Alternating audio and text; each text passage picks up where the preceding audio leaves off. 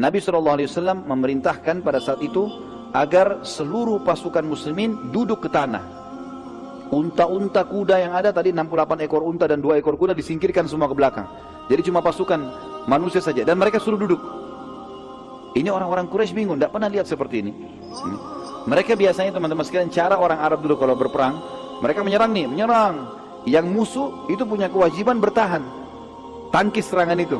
Habis itu mereka kembali, mereka lagi yang bertahan, ini lagi yang menyerang. Cuma begitu cara perangnya, cara dulu begitu.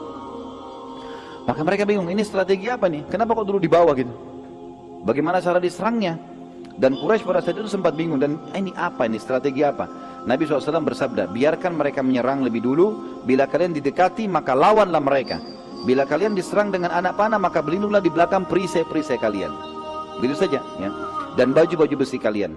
Quraisy lalu tiba-tiba menyerang dengan berjalan perlahan mendekati pasukan muslimin dan memperbanyak serangan dengan anak panah, tapi pada saat itu muslimin berusaha menahan ya, berusaha menahan anak-anak panah mereka kena perisai-perisai sampai mereka sudah dekat. Waktu mereka sudah mau tebasin pedangnya, maka pasukan muslimin baru menyerang. Dan ternyata dengan cara seperti ini, itu ada dua manfaat kata para ulama sejarah. Yang pertama, muslimin dengan duduk rasa takutnya kurang. Beda dengan kalau berdiri. Mereka duduk, gitu kan?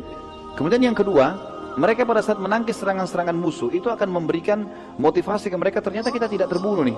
Dan dari sekian banyak 300 orang pasukan yang kena pada saat itu mati cuma 1 orang, sementara pasukan Quraisy banyak yang terbunuh. Yang terbunuh adalah Ubaidah. Ini adalah salah satu budak Umar bin Khattab yang terkena panahnya Quraisy. Ada kisah yang lain teman-teman, kisah Harithah bin Suraqah radhiyallahu anhu. Ada sebuah anak panah yang tidak jelas dari mana arahnya di pasukan muslimin, karena pada saat Quraisy lempar panah, ada juga di antara muslimin dari belakang lempar panah. Ada satu orang namanya Harithah bin Suraqah, ini kena panah dan tidak jelas orang ini mati di kena panahnya orang Islam atau panahnya orang Quraisy. Dan ini perlu teman-teman kita ketahui. Saya jelaskan saya karena ini terjadi pada saat itu. Setelah perang Badar, ibunya Harithah datang kepada Nabi SAW lalu mengatakan, ya Rasulullah, dalam hadis Bukhari, Anda sudah tahu bagaimana Harithah punya kedudukan di sisi saya. Saya dengar informasi dia terbunuh di Badar. Waktu Nabi sudah pulang dari Badar, sudah menang. Maka beritahukan kepada saya di mana Harithah. Mati syahid kah, masuk surga, atau dia sekarang tidak jelas kena panahnya muslim, mungkin dia masuk neraka. Kata Nabi SAW, wahai ibunya Harithah, sungguh kau telah kehilangan informasi. Anakmu Harithah mati syahid dan sekarang dia berada di surga Firdaus yang tertinggi. Kisah lain kisah Umair bin Hammam radhiyallahu anhu bin Hubab ya.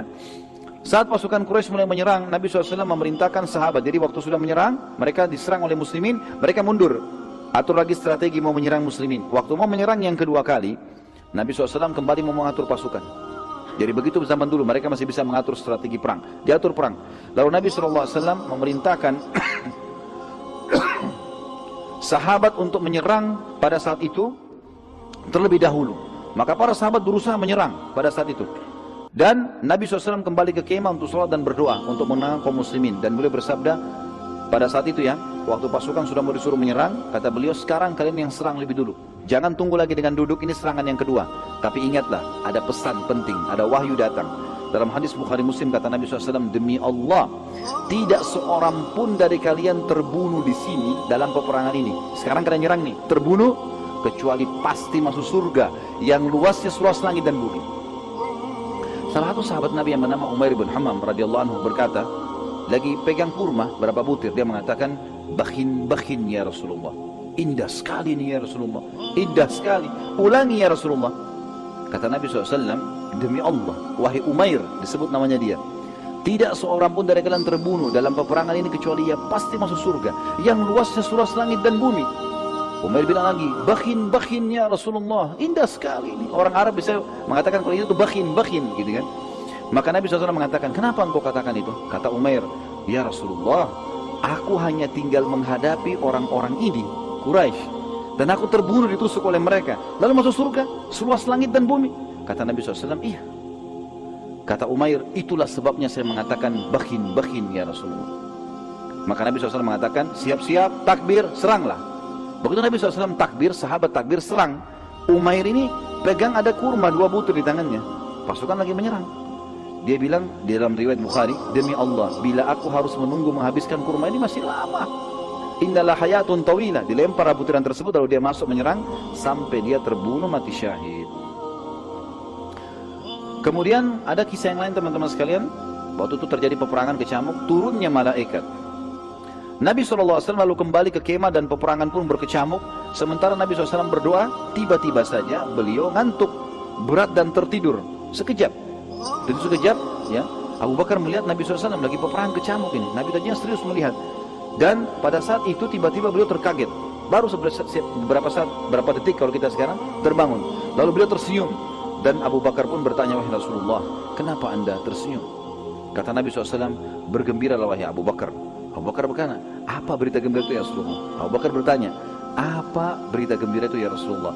Kata Nabi SAW, ini Jibril telah datang dengan menunggangi kuda putih dan bersamanya 1000 malaikat. Quraisy jumlahnya 1000 kurang. Ya, sekarang malaikat datang, kalau malaikat saja lawan sudah cukup, gitu kan? Belum pernah teman-teman sekalian, kata ahli sejarah, malaikat terlibat dalam peperangan kecuali perang Badar. Ini pendapat yang paling kuat. Peperangan yang lainnya Allah SWT tidak turunkan lagi bantuan malaikat, tapi mereka hadir menyaksikan, iya. Tapi ikut berperang tidak pernah kecuali di Badar. Nabi SAW lalu keluar dari kemahnya, kemudian beliau menggenggam tanah dan melempar tanah tersebut ke arah Quraisy sambil beliau bersabda, sungguh terhina wajah-wajah kalian. Beberapa sahabat yang pada saat itu di perang Badar masih dalam keadaan kafir berkata, demi Allah, waktu Nabi SAW melempar tanah itu kami menyaksikannya. Dari pasukan kafir kami menyaksikan. Mereka masih kafir, nanti masuk Islam. Dan tidak seorang pun di antara kami kecuali kena matanya debu itu. Lemparan pasir, padahal cuma segenggam ya. Ratusan orang ini semuanya kena dengan itu. Pelemparan tanah tersebut Allah ceritakan dalam Al-Quran. Kembali surah Al-Anfal ayat 17 sampai 18. A'udzu billahi minasyaitonir rajim. Falam taqtuluhum walakinnallaha qatalahum. Wa ma ramaita idz ramaita walakinnallaha rama. Wa liyubliyal mu'minina minhu bala'an hasana. Innallaha samii'un 'alim. Dzalikum wa annallaha muhinu kaidil kafirin. Maka yang sebenarnya adalah bukan kamu yang membunuh mereka, hai Muhammad. Bukan pasukan yang membunuh orang-orang Quraisy. Akan tapi Allah lah yang telah membunuh mereka. Dan bukan kamu yang melempar pada saat kau sedang melempar. Tapi Allah lah yang telah melempar tanah itu sehingga menyebar ke mata pasukan Quraisy. Allah berbuat demikian untuk membinasakan mereka. Dan untuk memberi kemenangan kepada orang-orang mukmin dengan kemenangan yang sempurna. Sesungguhnya Allah maha mendengar lagi maha mengetahui. Itu ayat 17. Ayat 18-nya, itulah karunia Allah yang dilimpahkan kepada kalian. Dan sungguhnya Allah melemahkan tipu daya orang-orang kafir. Allah Subhanahu wa taala juga menceritakan teman-teman sekalian tentang kejadian ini dalam surah Al-Anfal ayat 9 dan ayat 10 ya. A'udzu billahi minasyaitonir rajim, tentang kedatangan malaikat yang 1000 itu ya. إذ تستغيثون ربكم فاستجاب لكم أني ممدكم بألف من الملائكة مردفين وما جعله الله إلا بشرى ولتطمئن به قلوبكم وما النصر إلا من عند الله إن الله عزيز حكيم. Ingatlah ketika kamu memohon hai Muhammad kepada Tuhanmu pertolongan, lalu Allah perkenankan bagimu, sesungguhnya aku akan mendatangkan bala bantuan kepada kamu hai Muhammad dan pasukanmu 1000 malaikat yang turun atau datang berturut-turut, maksudnya bersamaan.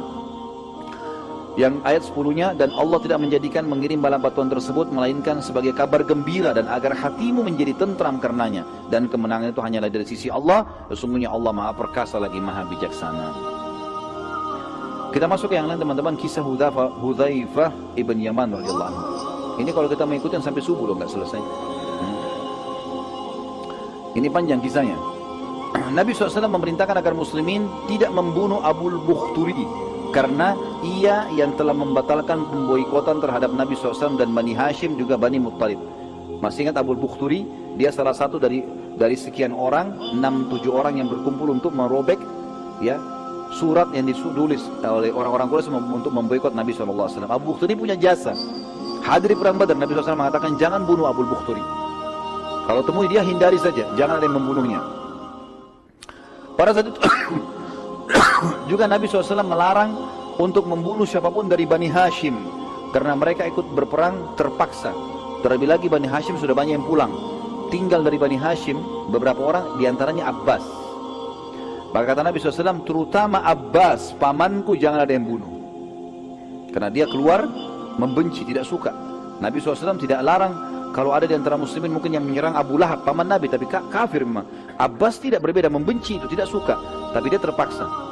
Salah seorang dari sahabat namanya Hudzaifah bin Yaman radhiyallahu anhu sempat marah dengan Quraisy karena beberapa kerabatnya telah terbunuh di peperangan itu, di perang Badar. Dia bilang, apakah kami melihat mereka Quraisy membunuh sanak kerabat kami dan kami akan membiarkan mereka? Demi Allah, bila aku ketemu dengan Abbas, pasti aku akan hantamkan pedangku ini ke wajahnya. Jadi ternyata Nabi SAW larang, tidak boleh kan? Tapi dia emosi, dia bilang kalimat itu. Sahabat ini mulia, Hudzaifah bin Yaman terkenal, orang yang sangat mulia. Tapi pada saat itu dia tidak tahu kenapa dia ucapkan kalimat itu. Dengan jengkelnya di medan perang, kok bisa Abbas dilolosin? Kalau Abbas ketemu saya akan bunuh, gitu kan? Nabi SAW saat mendengar perkataan Hudzaifah berkata kepada Umar bin Khattab, sedang berada di samping Nabi SAW, wahai Umar, apakah engkau akan membiarkan paman nabimu dibunuh? Umar langsung angkat pedangnya mengatakan, ya Rasulullah, gampang, izinkan saya tebas lehernya Hudzaifah. Selesai, saya bunuh. Hudzaifah sudah jadi munafik. Anda larang bunuh, dia bilang bunuh. Maka kata Nabi SAW, jangan, biarkan saja dia. Hudzaifah berkata setelah selesai peperangan, sungguh aku tidak tahu kenapa aku mengucapkan kalimat tersebut, dan masih saja kalimat tersebut membebaniku selama aku hidup, dan tidak akan terbayar kecuali aku mati syahid. Akhirnya Hudzaifah bin Yaman terbunuh mati syahid di Yamamah ketika melawan Musailamah al-Kadzdzab. Ketika peperangan sedang berkecamuk, teman-teman sekalian, Abu Bukhturi dengan salah satu temannya sempat dilihat oleh beberapa sahabat, dan salah satu dari sahabat yang bernama Mujadzir radhiyallahu anhu. Mujadzir ini, teman-teman sekalian, berkata pada Abu Bukhturi, sesungguhnya Nabi kami telah melarang kami membunuhmu. Abu Bukhturi bilang, bagaimana dengan sahabatku ini? Ada teman di sebelahnya. Kata para sahabat, kami tidak dilarang membunuhnya, ya, cuma kamu saja sendiri. Abu Bukhturi bilang, aku tidak akan membiarkan sahabatku kalian bunuh. Mujadzir lalu berusaha menyerang sahabat Abu Bukhturi, tapi Abu Bukhturi terus menghalangi, dan akhirnya Mujadzir, ya, tidak sengaja melayangkan pedangnya, dan akhirnya Abu Bukhturi menyerang Mujadzir dengan pedang. Pada saat diserang, dia menangkis, kemudian dia menyerang tidak sengaja kepada Abu Bukhturi, dan Abu Bukhturi akhirnya terbunuh. Pada saat itu Nabi SAW sudah dipesan, jangan bunuh Abu Bukhturi, apapun alasannya, hindari. Tidak usah mau bunuh temannya, sama temannya pun ditinggalkan. Mestinya begitu perintah Nabi SAW. Mujadzir segera menghadap diri kepada Nabi SAW dan berkata, demi Allah ya Rasulullah, aku tidak mau membunuhnya, tapi ia terus menyerangku hingga aku harus membela diri, dan akhirnya membunuhnya. Terus saja Mujadzir meminta ridho Nabi SAW sampai Nabi SAW memaafkannya. Dan kita renungi di sini, teman-teman, bagaimana para sahabat sangat menjaga perintah dan juga larangan Nabi SAW. قد جاب خواطرنا حلم يطويه تخرجنا أيام الجد قضيناها